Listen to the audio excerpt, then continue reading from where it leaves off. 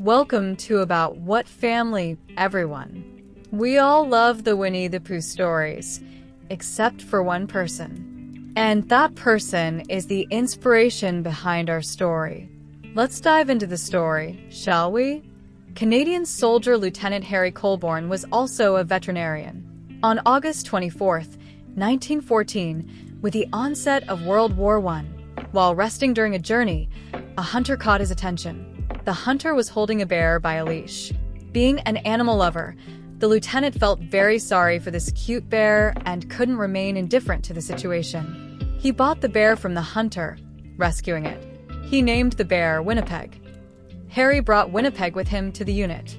Throughout the war, Winnipeg became a source of joy and motivation for all the soldiers. Winnipeg won everyone's heart with its cuteness. When Harry's term of service ended, he and Winnipeg headed for England. Lieutenant Colborne underwent a 7-week training in England. His dream was to spend many years with Winnipeg in England, but after his training, he was called back to the front. The two had to part ways. The lieutenant couldn't take Winnipeg with him, so he was forced to leave the bear at the London Zoo. The bond between Harry and Winnipeg was incredible, and their separation saddened them both. Harry had promised Winnipeg that he would return, but unfortunately, he couldn't keep that promise. He was never able to return to England. Harry's path and the bear he had rescued from the hunter parted forever. Meanwhile, Winnipeg continued to live in the zoo. Famous author A.A. Milne's son, Christopher Robin Milne, constantly insisted on going to the zoo. Eventually, his wish was granted, and he met Winnipeg there. Winnipeg captivated everyone who saw it. Christopher Robin loved Winnipeg so much that he named his teddy bear after it. When he added the name of his beloved swan, the character Winnie the Pooh was born. Christopher Robin's love for Winnipeg grew day by day, along with his affection for his teddy bear. Seeing this, his father was inspired by his son's attachment and began to write a story called Winnie the Pooh.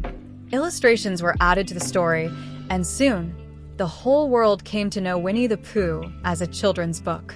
Written in 1926, Winnie the Pooh highlights the deep connection Christopher Robin had with his toys. His father was fascinated by this world and created the story as a keepsake for his son. The story quickly spread around the world as it became enriched with illustrations. However, as Christopher grew older, things began to change. Yes, the first series of the book sold hundreds of thousands of copies. His father had made a grand gesture for him, but this did not please Christopher. His father became widely known and recognized by everyone, and we all know where the story came from. What mattered now was not the author, but the source of the inspiration, the real Christopher Robin. Christopher was uncomfortable with the attention and went through a difficult period. His mother had passed away suddenly, and after her death, his father decided to send him to boarding school. This was a decision made for Christopher's well-being. His father thought it would be better to distance him from home. At the boarding school, Christopher was recognized by everyone, and his peers were very interested in the story, but unfortunately, this attention wasn't positive. His classmates teased and bullied him. Everyone around him made fun of him every day. Since his father did not visit, he was unaware of what was happening and assumed his son was safe. Christopher had gained immense fame, but this fame became his downfall. He was left alone, dealing with the bullying of his peers.